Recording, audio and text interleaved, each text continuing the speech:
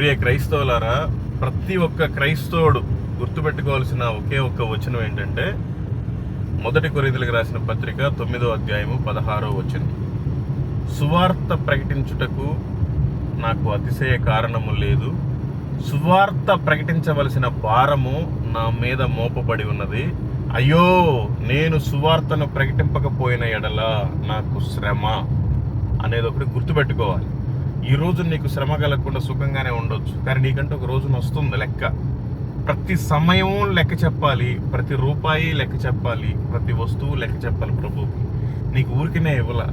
నీకు మంచి భార్యనివ్వచ్చు, మంచి భర్తనివ్వచ్చు, మంచి పిల్లల్నివ్వచ్చు, మంచి తల్లిదండ్రులను ఇవ్వచ్చు, మంచి ఆస్తినివ్వచ్చు, మంచి పని, మంచి జాబు, మంచి బిజినెస్ ఏదైనా ఇవ్వచ్చు.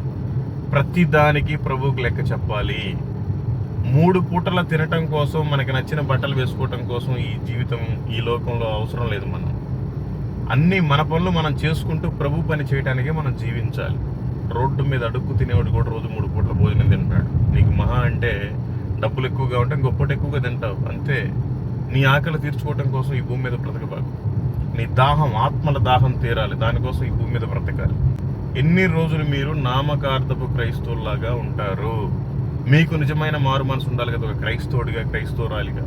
ఏం చేస్తున్నారు మీరు? పౌలు గారు చెప్తున్నారు, సువార్త ప్రకటిస్తుంటే నాకు ఎటువంటి అతిశయ కారణం లేదు. అయ్యో, సువార్త ప్రకటింపవలసిన భారం నా మీద ఉన్నది, సువార్త ప్రకటింపకపోయిన ఎడల నాకు శ్రమ. ఆ శ్రమ ఏంటనేది మీరు తెలుసుకోండి. శ్రమ అంటే లెంటి డేస్ అని 40 రోజులు ఉపవాసాలు ఉండి, ఫాస్టింగ్ నుండి ప్రేయర్ చేసేది కాదు. మనం నిజంగా సువార్త భారం కలిగి ఉండాలి. మన పని ఏంటి? సువార్త ప్రకటించడమే. అదొక బాధ్యత, అదొక భారం పెట్టుకోవాలి. Okay, thank you, praise the lord.